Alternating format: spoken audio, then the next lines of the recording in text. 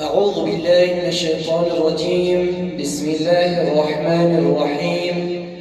الحمد لله رب العالمين والعاقبة للمتقين، والصلاة والسلام على سيدنا الأنبياء والمرسلين سيدنا محمد وآله وأصحابه أجمعين.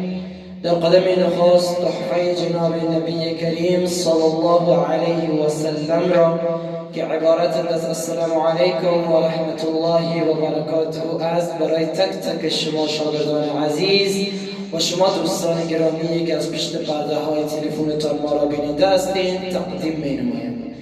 جلسه امروزی من و شما در مورد مد، حروف مد، انواع مد طویل می باشد که آغازش از مد است.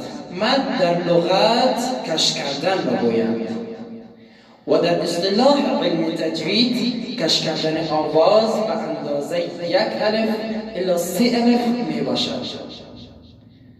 حروف مد دارای 3 حرف می باشد. چند حرف؟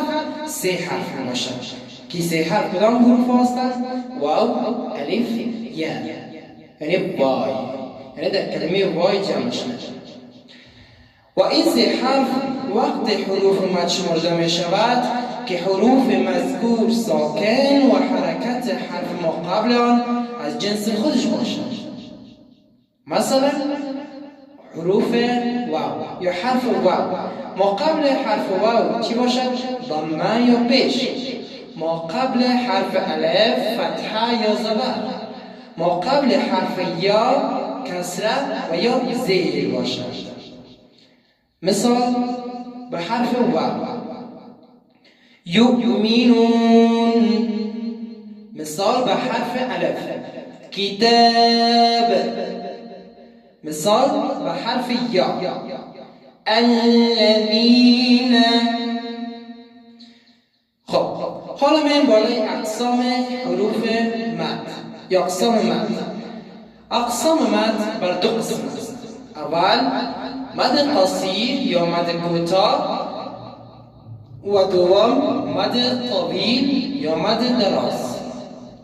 مد قصیر به آن مدی گفته می شود که بعد از حرف مد سبب مد همزه یا سکون موجود نباشد.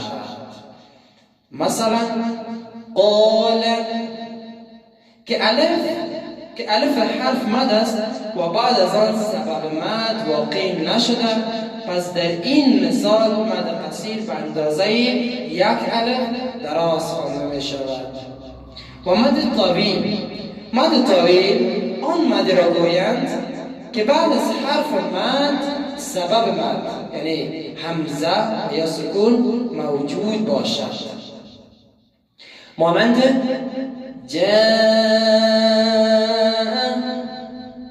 که بعد از حرف مد الف همزه واقع شده که در این مثال حرف مد به اندازه 3 الف دراز خوانده می شود و یا 3 الف کش کرده می شود.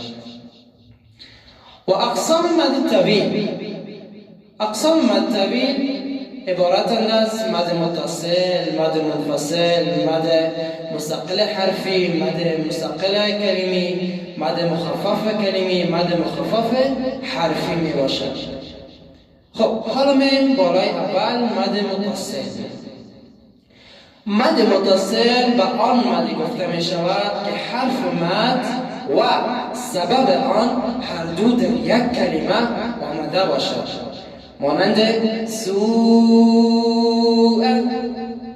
که واو حرف مد است و همزه سبب آن می باشد که متصل در یک کلمه آمده است و همزه آن می باشد که متصل در یک کلمه آمده است و در مثال الدماء الف حرف مد و همزه سبب آن می باشد و متصل در یک کلمه آمده است و در مثال وجیء که یا حرف مد و همزه سبب مد می باشد و متصل در یک کلمه آمده است و به اندازه 3 الف دراز خوانده می شود. دوم مد منفصل. مد منفصل آن مدی را گویند که حرف مد در یک کلمه و سبب آن همزه در کلمه دیگر تحقق یافته باشد و یا آمده باشد. مثلا قالوا آمنا فی آذانهم یخافون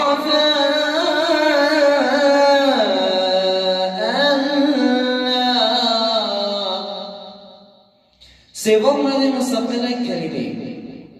مد مستقل کلمه مد را گویند که حرف مد و سبب آن سکون هر دو در یک کلمه مشدد باشد. مانند حج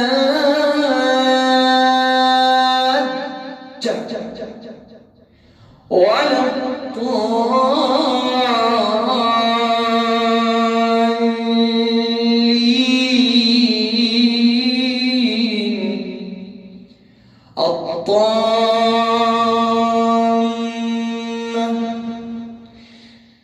خب و حالا من بالای مد مستقل حرفی. مد مستقل حرفی مد را گویند که سبب آن یعنی سکون که ضمن مشدد باشد و حرف مد و سبب در یک حرف آمده باشد. مانند الف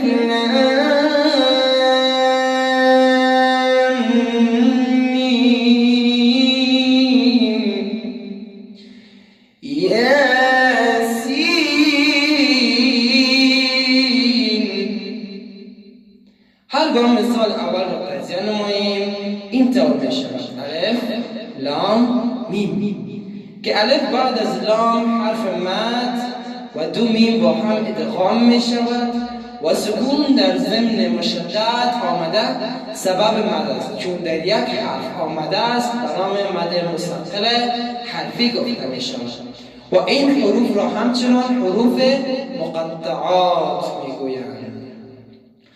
و پنجم مد مخفف کلمی. مد مخفف کلمی آن مد را گویند که حرف مد و سبب آن سکون در یک کلمه بدون شرط آمده باشد. مانند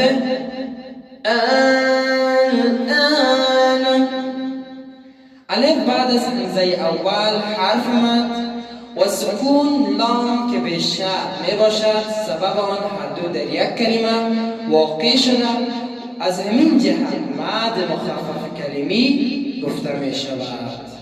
و ششم مد مخفف حرفی.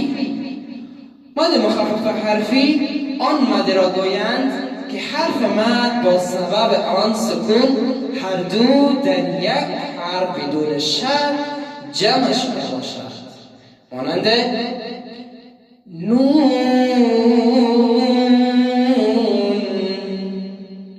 نون حرف مد و سبب آن نون ساکن که بعد از واو دیده می شود هر دو در یک حرف آمده بدون شرط، از همین جهت به نام مد مخفف حرفی نامیده می شود. یا مثلا صاد